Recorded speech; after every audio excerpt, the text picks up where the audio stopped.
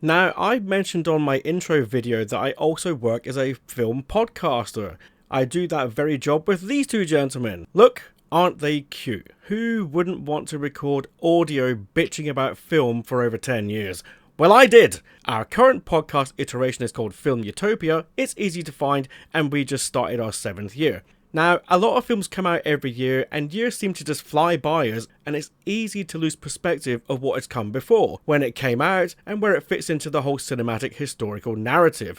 On the podcast, every now and again we look back at an actual year in cinema and go through the release schedule from January to December and pick out our favourite films of each month. Or we mention some of the bad ones along the way as well.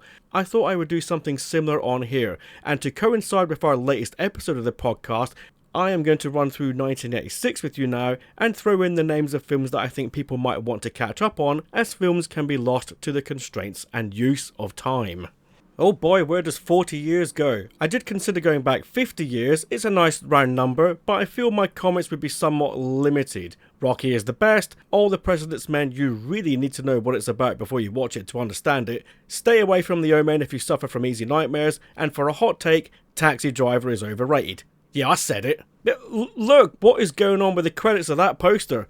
Why is Jodie Foster's name in a box? Why is Albert Brooks credited along with his character's name? Why is Peter Boyle's name in a box along with his character's name? And why is Sybil Shepherd's credit towards the bottom but in an even bigger font size than that of Robert De Niro's?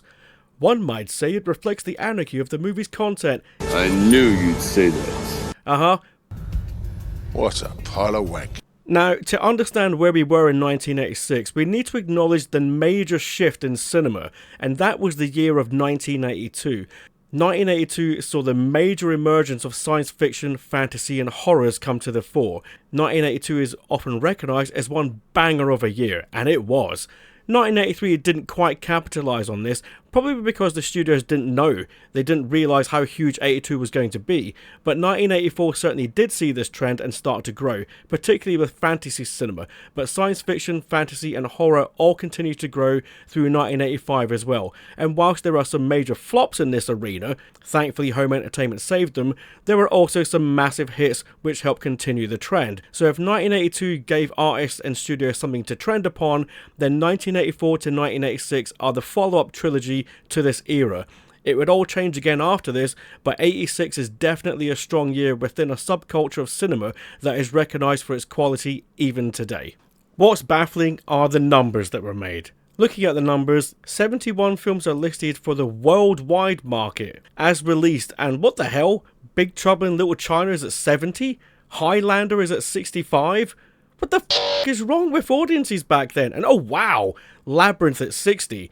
So you see what I mean by dipshit audiences not going out, and these films thankfully being rescued as cult favourites down the line. If you just looked at the 1986 market for the United States, then that list of 71 films expands dramatically to 241. Imagine being the enthusiastic film review wannabe who had to cover all of those in a year. Now I used to do that job, and the most I managed was 101, which is about twice a week. I know it doesn't sound like much for a job, but it was my second job, and I had a third job which was reviewing live music gigs as well in the evenings, so that does make for a busy schedule, so shut up. Anyway, I'm not going to talk about everything that comes out, but I am going to take a pick of the litter and state these films as recommend people watch them, just in case you haven't picked up on them. Well, right there, just in case you haven't seen Big Trouble in Little China, Highlander or Labyrinth, then yes, please do go out and see them. Most people have, thank God. God knows there are always rumbles of remakes or sequels to these. Highlander itself is getting a remake from John Wick director Chad Stahelski starring Henry Cavill, so great. I personally rank these films right up there with Aliens, which also is 1986, and then you've got the Oscar-winning movie Platoon, which is well worth a watch for historical reasons, the Vietnam War. This one put the entirety of the narrative in the middle of the dirty warfare through the eyes of a new recruit on his first tour. As a cinema geek, it's worth watching for tons of names in the film who went on to become something much bigger in their careers. Charlie Sheen, Tom Berenger, Willem Dafoe, John C. McGinley, Keith David, Kevin Dillon, Forrest Whitaker, Johnny Depp, the list goes on. So I've started there with that one. Now here comes the rest. If you haven't seen any of the following films, I highly do recommend you check them out. If you do know all of these films, then I hope you just enjoy this as a nice nostalgic journey through one singular year in cinema, and it puts it into perspective for you. Certainly how good we used to have it. The Golden Child was a hit for Eddie Murphy and has kind of sunk away from recognition as people tended to prefer his more adult comedy action shtick. But this was perhaps the first time that Murphy went down the PG-rated rabbit hole and actually delivered a fun film. He's a private investigator who likes to locate missing children and finds himself on the tail of an occult leader who has kidnapped a very special young boy who has special powers. The film starts in LA but treks across the world to Tibet for a fun adventure. Murphy may be on PG form, but his style of wit is used here when he was at his peak. That is to say that he is also funny as well as tamed. Charles Dance also makes for an imposing leader of the bad guys. Now, despite being a PG film, it still has a lot of horror elements in here, and that's why I've included it, because although it is a film essentially for kids, or for families to have fun, it's still a good gateway into other genres of film, and I think this one counts. Moving over now to the much more adult-rated Manhunter, this is where Hannibal Lecter got his start on the big screen, here portrayed by Brian Cox. The film is itself an adaptation of Thomas Harris's Red Dragon, and sees William Peterson's detective Willie Graham in pursuit of the serial killer referred to as the Tooth Fairy. The cast is very impressive, the score is very synthastic, and Michael Mann puts in a solid job as a director. The film would be re-envisioned almost 2 decades later in the Anthony Hopkins era of the character of Hannibal Lecter, but with just as an impressive supporting cast, and the exact same director of photography, Dante Spinotti. What a weird ride that must have been for him. This 80s version remains a cult classic, and as a serial killer procedural, it is still very much one of the best. John Hughes had the teen comedy double whammy of Ferris Bueller's Day Off and Pretty in Pink. He wrote and directed the former, he merely wrote the latter. Both are a study of children versus the adult world and teenagers in love navigating each other and the social norms that come along with being different from the rest. Both have soundtracks that very much speak to the time, which makes them more authentic than the film made years later that cherry-picked songs from the past. This was the music of the time as it was out, and makes a good soundtrack to the year that you are witnessing, and that is purely why I've chosen both of these. Yes, they are teen films, but they also speak about the actual time. The casts are colourful and fun, and it's a good template for anyone who wants to create a teen dramedy themselves. Your film school, as it were, is right here. Stand By Me, proof that not all Stephen King books or novellas have to rely on horror. This is a sweet tale of 4 boys who were once very close together and one summer went on a trek together to find the body of a young boy who had died. Along the way they encounter a range of ventures, crossing dangerous rail bridges, navigating leech-infested swamps, bickering, laughing, and on a race to get there first before other nefarious sorts claim the fame. This is an expertly told coming-of-age drama about youth and the importance of friends and decisions we make even at a young age and how it can colour the rest of your life. 3 Amigos. It's daft and balmy, but if you don't mind your heroes being absolute morons and the comedy heightened, then this is a good lark. Steve Martin, Chevy Chase, and Martin Short play 3 established and very spoilt Hollywood stars in the silent movie era. Once they've been kicked to the curb by the studio for overreaching their greedy grasp, they are called upon by a naive and small village south of the border to help them fend off a local tyrant. Believing this call to duty is one of a new film role for them to play, the 3 idiots suit up and head there. Once they arrive there, comedy ensues. It knows how to play with tropes with the genre it is mocking, and it does double duty here as it is mocking the mythic western but also the 1920s filmmaking era of celebrity. Trust me, there is a lot more going on here than the dismissers may have you believe. Enemy Mine is a 1980s science fiction answer to Hell in the Pacific, an age-old tale of opposing nations and one of each of the fighting warriors being stranded together on an island and having to make peace with living with each other. Often at odds, fighting, but then slowly learning more about one another in order to survive and hopefully make a better understanding of each other's culture, and so on. My podcast co-host Sean likes to point out that Star Trek loves to roll this one out once in every other show that they produce, but back here in the mid-80s we have Enemy Mine. Dennis Quaid plays the human, and Louis Gossett Jr. plays the alien. They both crash land on a barren planet and have to make the best of a bad situation, overcoming fear, resentment, and prejudice. It's a little overlong, a little cheesy, but it is often funny and heart-wrenching at the same time. Definitely worth watching in regard to the subgenre it belongs to.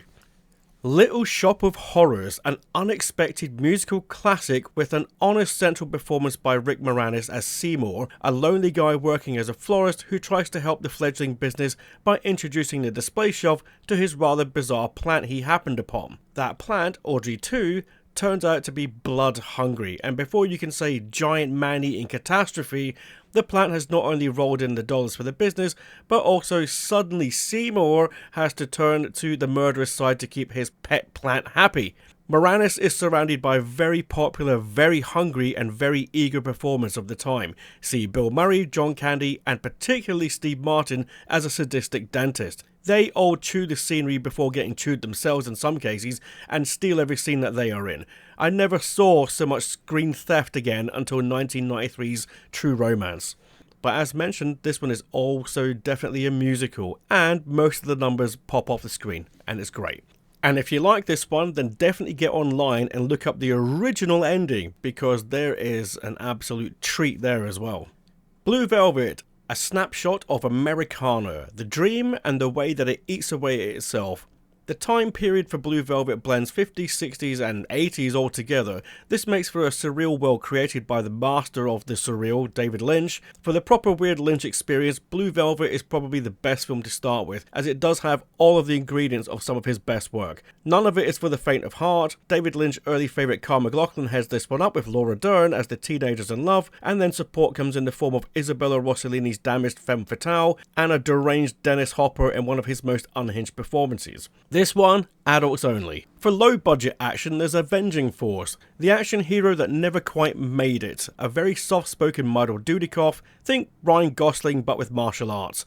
Stars in Avenging Force, an interesting tale that has some decent action, decent bad guys and twists and turns along the way that will surprise. This one is included on the list because it was made by Cannon Films, so it's not your Slys or your Arnolds, it's the low budget team, but even then they still made decent films like this.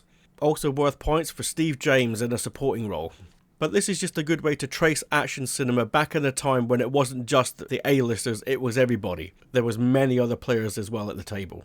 The Fly, David Cronenberg's horror classic, a body horror subgenre classic and a great performance by Jeff Goldblum. Goldblum is a scientist who has discovered, yet not perfected, teleportation. Along the way, his will to get there faster exceeds health and safety protocols when he decides to use himself as a test subject, only to inadvertently fuse his own body with that of the common housefly. The days and weeks that follow see his body and personality begin to change. It's deeply dramatic as it is horrific what happens, and Cronenberg observes this like a scientist himself. There is as much to discuss and wonder about as there is to be repelled by. This one gets all the points for the makeup effects.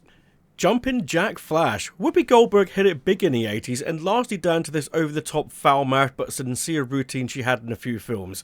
People pretty much forgot that she was the lead in The Colour Purple only a few years back, and instead she did for black culture what Will Smith took over in the 90s. That's be funny, call to attention colour and the world around you, and do wacky and zany things along the way. Goldberg was a blast back when she was a comedic leading lady. This one sees her as a nerdy computer operator at a bank who gets involved in spy shenanigans when a distressed girl comes in from the titular character of the film.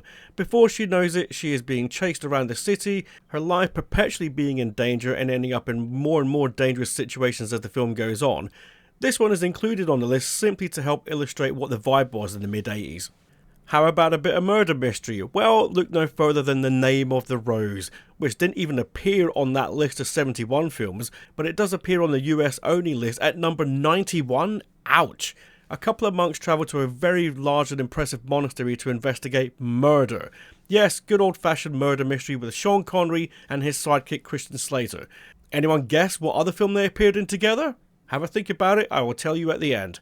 Connery leads effortlessly as a man of faith who is believed to have dangerous ways of thinking. That is to say that in these dark ages he actually has common sense and logical ways of thinking. He doesn't let blind faith in anything taint his procedure for work, but is surrounded by witch and devil-fearing men of the clergy.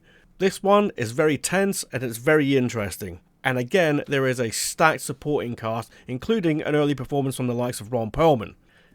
Nomads. This one is for cinephiles out there who want to trace the beginnings of director John McTiernan. Immediately after this film he went on to direct Predator in 1987, Die Hard in 1988, and The Hunt for Red October in 1990. That is 3 straight up 5-star rated amazing films right there. Nomads is where he began, and whilst it's not on the level of those films, it's still an interesting watch for a low-budget spooky thriller. And it's probably best enjoyed going in as blind as possible, so I will let the cinephiles go out there and find it if they can. It stars Pierce Brosnan in one of his earlier film roles, but post-Remington Steele, as a French artist who ends up putting his life in danger when he starts to secretly photograph a tribe of bikers on the streets. The Hitcher had its 4K restoration last year, and it is an astounding looking film. Robert Hartman directed a wonderful looking picture that truly does drip tension in every scene. This one sees C. Thomas Howell's weary traveller pull over to pick up company in the form of Rutger Hauer's titular character. No sooner have they pulled away from the roadside than Hauer has a switchblade pointed at Howell's eyeball. Where the film goes from here is pure cult horror cinema, a masterclass in tension, cinematography and mood, and again, go in as blind as you can. And finally, Something Wild. This one is for those of you who are fed up of the daily grind and the way your work life in particular orders you around. Here we have that in the face of Jeff Daniels' busy, talented and very corporate office bod, but he still has a longing for the freedom, and one day is all but roped back into that life when free-spirited Melanie Griffith takes him on the road for an adventure of fun, breaking the law and, well, letting your hair down. The film may be a flight of fantasy, and it does come along with its own wicked shadow in the form of Ray Liotta later on, but the message at heart still rings true, and it's all the more painful when you realise that most of the world today has failed to learn the lesson. Shame on you if you let your heart die, even more shame on you if you're the type who never had one in the first place, and laugh at the idea. If, however, you'd like to restore some of that faith in the human spirit, then this one is definitely for you. Now these were the top money makers globally that year. If you want to go off of this popularity, then it's also a decent enough list to get a vibe from what was going on in the year of 1986. Top Gun remains popular today, Crocodile Dundee was very much a thing of its time, but it did turn out 2 sequels, and Aliens remains strong, as does Platoon. Star Trek The Voyage Home, probably the most accessible Star Trek movie for non-Star Trek fans. The Karate Kid Part 2 was a weaker film, but has since been rejuvenated by the popular Cobra Kai TV spin-off. Back to School and Ruthless People are perhaps the more problematic of the comedies here on this list, and have all but disappeared, and then The Golden Child and Ferris Bueller's Day Off I've already mentioned. My actual top 12 for the year that I listed on the podcast are these. Oh, and that Connery and Slater film that they also both appeared in was Robin Hood, Prince of Thieves in 1991. For a more in-depth discussion of the year, please do check out the podcast Film Utopia. It's about a 90-minute ride through the year that we take, so enjoy that too. If this has been useful to you in any way, then please do like and leave a note. I'm happy to take a similar approach with other years as I traverse time on this platform. So that's my thoughts and facts on 1986. Job done. Goodbye. Boy.